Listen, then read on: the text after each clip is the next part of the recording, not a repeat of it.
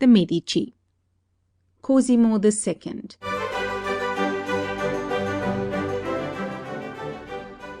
Please like this video so that more people have access to this content. Enjoy and also follow this channel to see other videos about art. Cosimo II. Born 1590. Reigned 1609 to 1620. Died 1620. Cosimo II, the eldest of the 8 children of Ferdinand I and Christine of Lorraine, succeeded his father as Grand Duke at the age of 19. The good disposition which he inherited from his mother, combined with the excellent training which from his childhood he had received, made him a most agreeable character, and his tolerance, dislike of quarrels and oppression, friendly temperament and social tastes caused him to be universally liked. In this respect he was fully seconded by his wife, Maria Maddalena, and under this young and agreeable pair the court gained an attractiveness it had never had before. Sustermans was now the leading portrait painter of the time, and his fine portraits of Cosimo and Maria Maddalena in the Corsini Gallery, Florence, enable us to realize the appearance of this young couple at the time that Cosimo began his reign. With Cosimo II, the life of this family seems to enter on a new phase, one in which, during his time, youth, brightness, gaiety, and vivacity joined to cultural tastes, a free expenditure of great wealth, and warm interest in amazing scientific discoveries were the prevailing features. While he himself was 19, his wife Maria Maddalena was the same age as his eldest sister Eleonora, namely 18, his sister Caterina was 16, his brother Francesco 15, and his brother Carlo 14. All of them were cultured, accomplished, and abounding with youthful spirits, and this band of young people, gathering others of their own age about them, made the palace, with their constant entertainments, light-heartedness, and genial sociability, in a short time full of life and animation. It is a pleasant view that we have of these sons and daughters of Ferdinand I. Cosimo himself, with his brothers Francesco, Carlo, and Lorenzo, all showed in their lives both good qualities of character and good abilities. Again, in regard to their sisters Eleonora, Catarina, Maddalena, and Claudia, we hear no case of any of those scandals which had disgraced the former generation, and while Eleonora and Maddalena had no opportunity of distinguishing themselves, Catarina and Claudia both showed in their respective spheres the good qualities and high abilities they possessed. One effect of these new conditions was that Cosimo now determined that the Grand Ducal Palace must be much enlarged and improved in appearance. He accordingly set about extending it to 3 times its former size, by increasing the length of the façade from 7 windows to 13, and erecting 2 great wings, 3 stories high, at right angles to the back of the building, enclosing a large central courtyard, with a terrace at the back of the latter on a level with the rooms of the first floor. The work was rapidly carried out, all the necessary stone being quarried on the site itself, the solid rock on which the palace stands having to be cut away in order to get sufficient level space for the wings added at the back of it. This great enlargement of the building, together with the costly additions which Cosimo at the same time made to the furniture and interior decoration, made the Grand Ducal Palace a much more splendid abode than it hitherto had been. Not content with this, Cosimo also built for his wife, Maria Maddalena, the palatial villa of Poggio Imperiale, called so in honor of her with reference to her imperial descent, on a site which she particularly admired on the slope of the hill leading down from Arcetri, outside the southern environs of the city.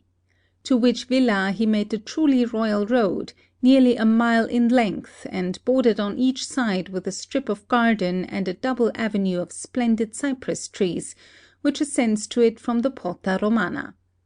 The building has for many years been given by the King of Italy as a government college for young ladies, but the reception rooms are kept much as they were formerly, and these show various reminiscences of the time when this was the favorite residence of Cosimo and Maria Maddalena. Each of these later generations of the family had their favorite villa, which thus becomes especially associated with them. With Cosimo I, it had been Castello; with Francis I, Poggio a Caiano; with Ferdinand I, Petraia, but Poggio Imperiale had a longer period of favor, being not only the favorite villa of Cosimo II and Maria Maddalena, but also of Ferdinand II and his generation of the family. Moreover, one important fact connected with it makes it one of the most interesting buildings of Florence. But Cosimo II was occupied with other matters more important to the world than the enlargement of the Grand Ducal Palace, the construction of the villa of Poggio Imperiale, and social entertainments.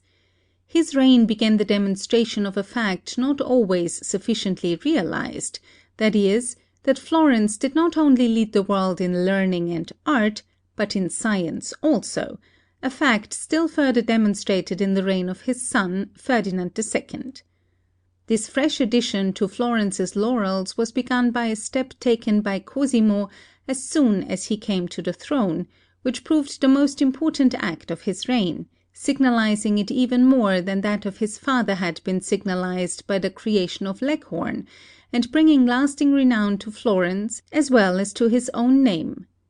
This was his act of inviting back, protecting from prosecution, and establishing in honor in his own country the great Galileo, who had 18 years before been compelled by jealous animosity to leave it.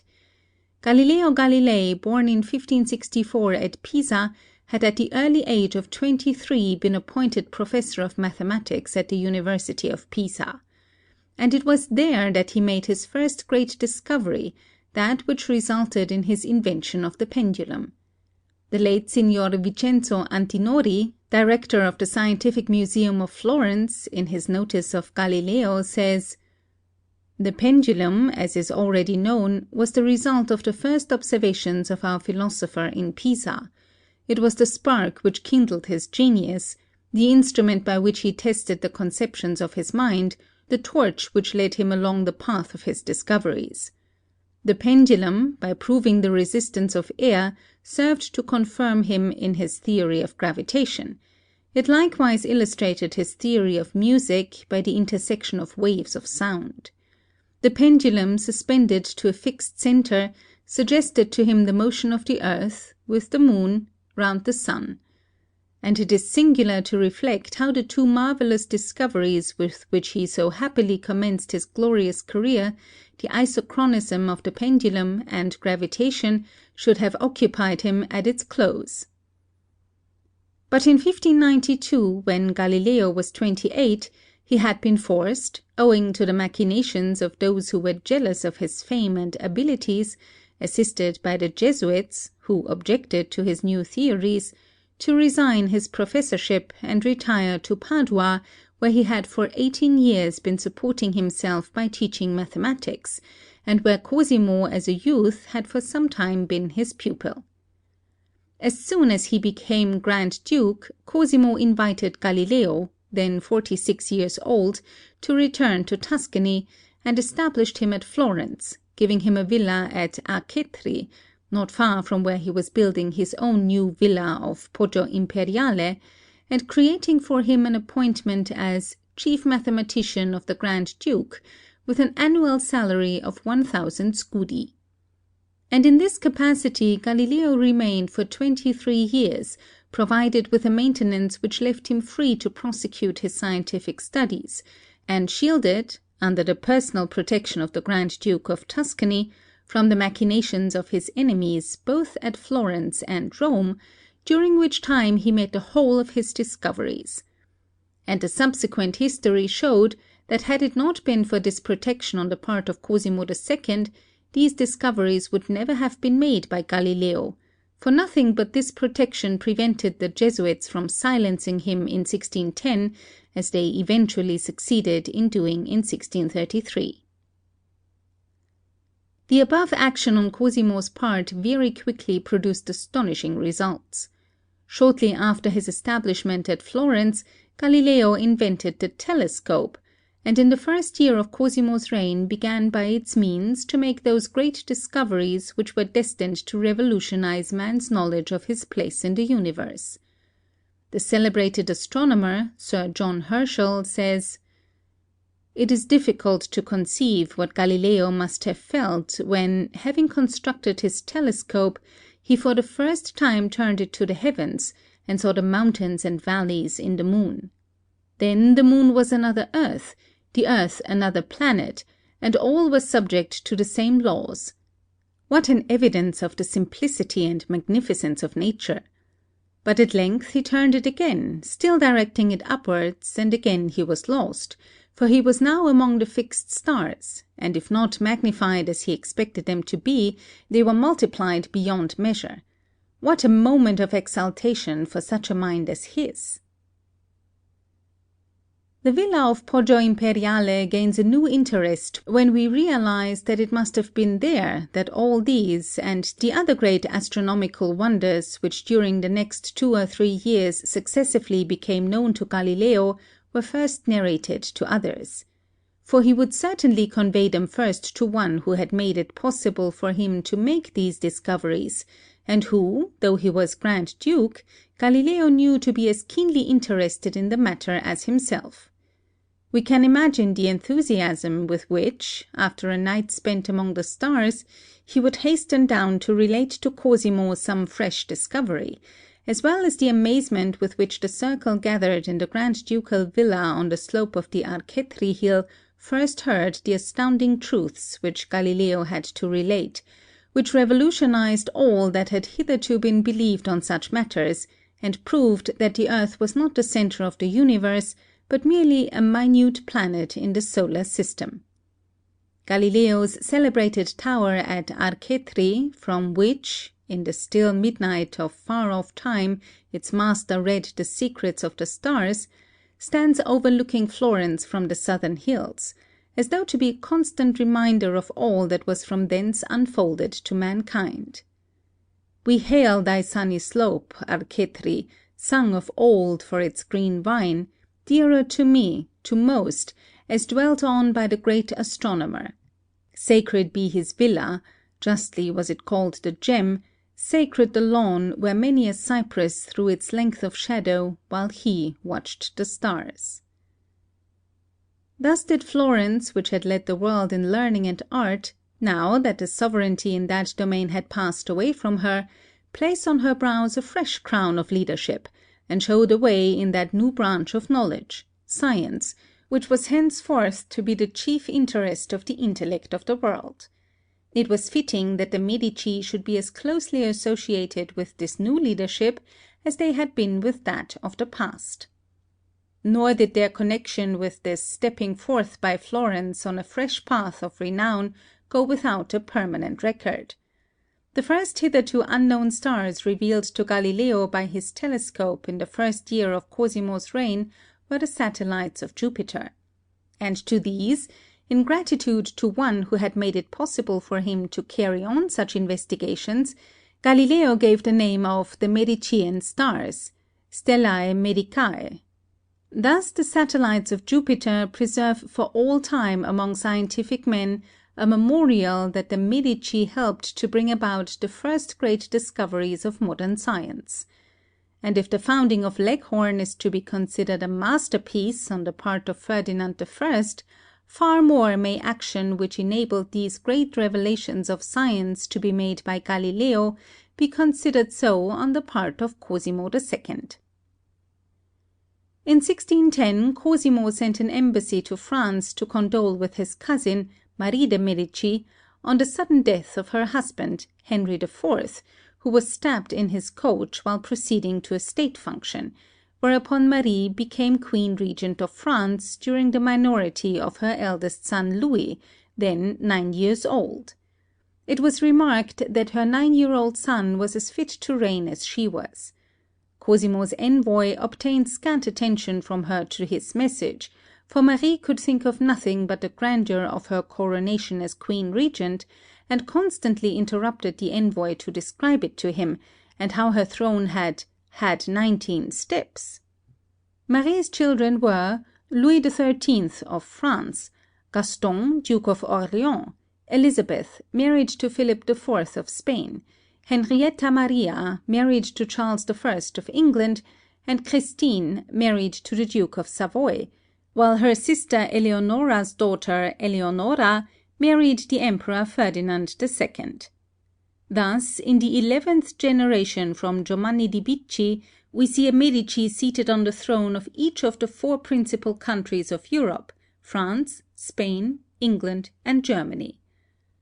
Marie's subsequent history was a sad one.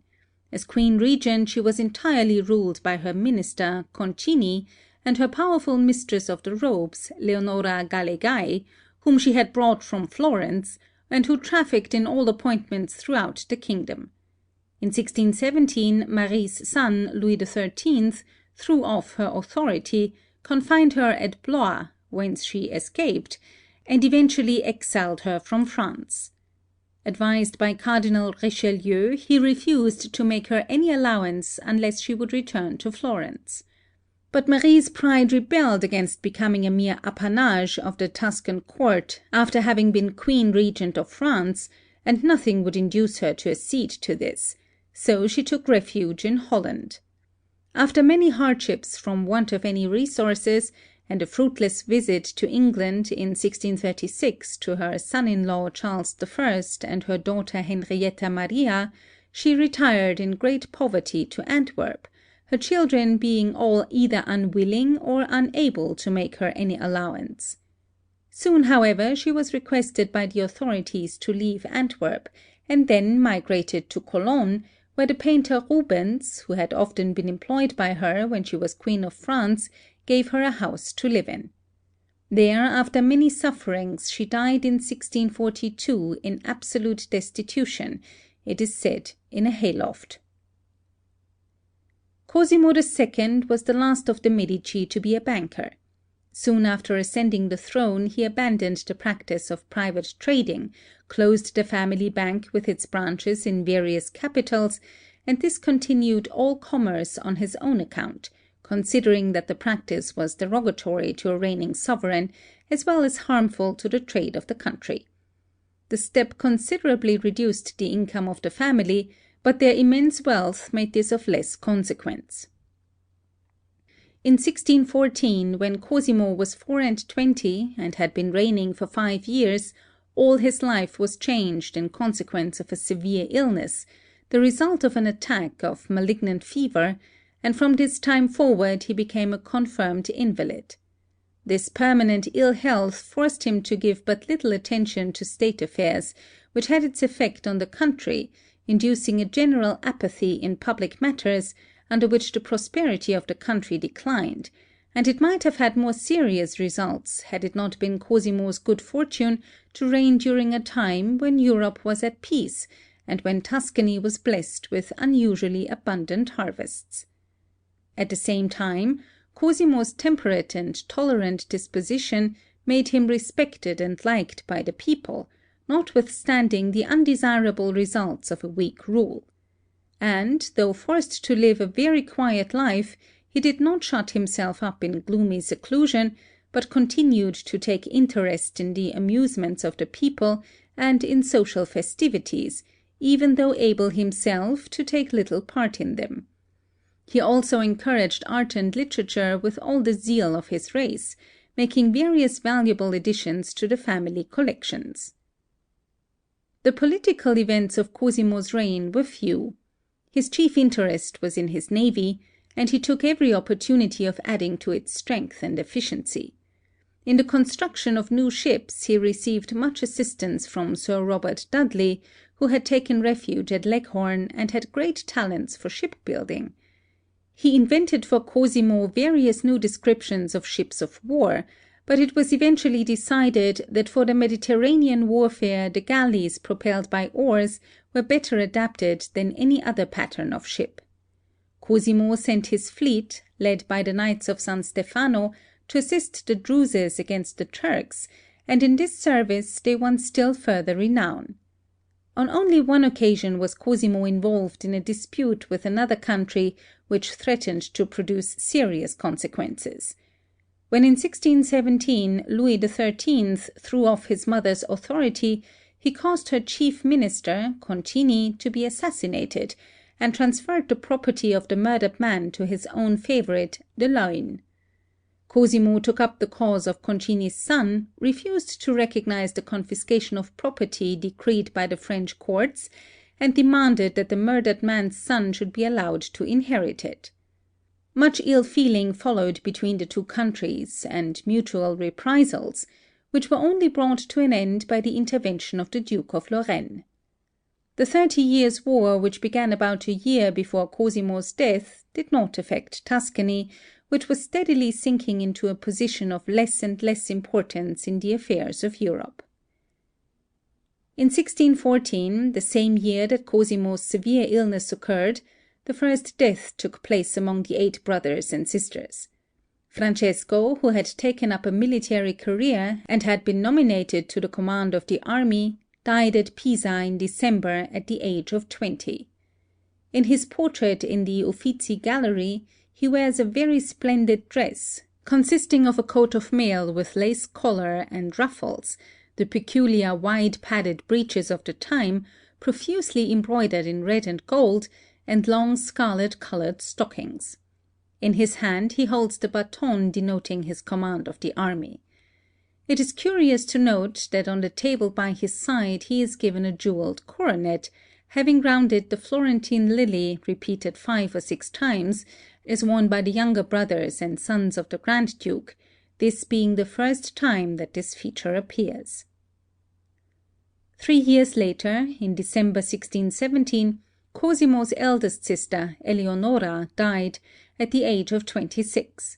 She had been engaged to Philip III of Spain, but he broke off the engagement, and it is stated that Eleonora died of a broken heart in consequence.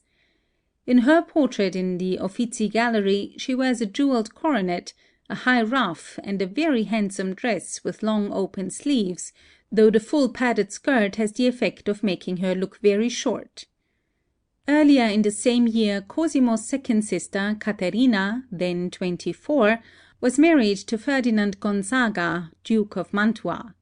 On being left a widow in 1626, she returned to Tuscany and was made governor of Siena, dying there of smallpox in 1629 at the age of 36, with a reputation for great piety.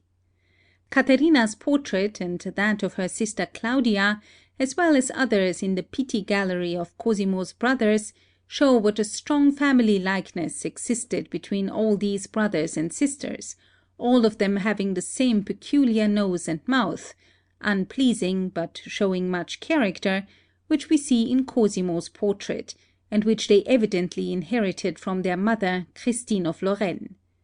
And it is remarkable to notice that this feature appears again in yet a 3rd generation, as can be seen by the portraits of Cosimo's children, Ferdinand II, his 4 brothers, and their sisters Margherita and Anna.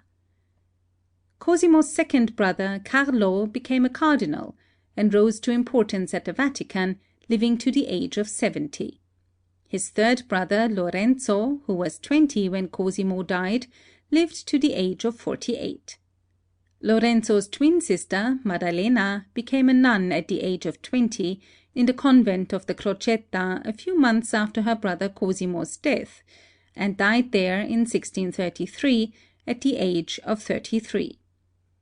The youngest sister of all, Claudia, was married in 1620, the year of her brother Cosimo's death, when she was 16, to Federigo della Rovere, the only son of the Duke of Urbino, a worthless boy 2 years younger than herself, who, however, died of his excesses before he was 18, when she returned to Florence with one baby daughter, who was the sole heiress of her grandfather, the old Duke of Urbino. In 1619, Cosimo's brother-in-law, Maria Maddalena's brother, became the Emperor Ferdinand II.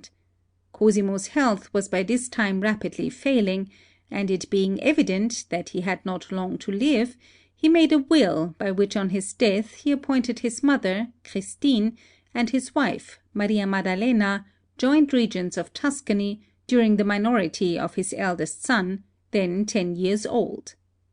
Cosimo died on the 28th February 1620, at the age of 30, much regretted by the people, after a reign of 11 years. He left 8 children, 5 sons and 3 daughters. He had an exceedingly magnificent funeral, being buried at first in the new sacristy pending the completion of the family mausoleum, to which his remains were, 2 generations later, removed. Strangely enough, a mistake has been made with regard to the length of the reigns of Cosimo II and his son Ferdinand II, the former being always stated to have reigned 12 years, and the latter 49 years, instead of 11 years and 50 years respectively, as was actually the case. This is owing to a mistake as to the date of the death of Cosimo II, which has been stated to be 28th of February 1621, even Napier making this mistake, and so stating that Cosimo II reigned for 12 years, and Ferdinand II for 49 years. But that this is an error is clearly proved by the report on the examination of the coffins in 1857, as the 28th February 1620 is the date found on the leaden plate inside Cosimo II's coffin, and also on the 2 gold medallions discovered therein, which latter fact is conclusive.